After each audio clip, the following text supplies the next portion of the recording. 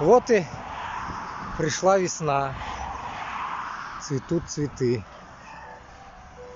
Везде нарциссы или что это, желтые.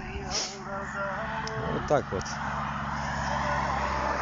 Но, короче говоря, Boshqirdiston xalqi bu ong'iraliqdan siz qachon shiqirga ulisiz endi? Mana menga aytingiz. Bu misqillov, urus yog'imdan, Moskva yog'imdan siz uchun bu narsadir вообще не звоночек вам, а?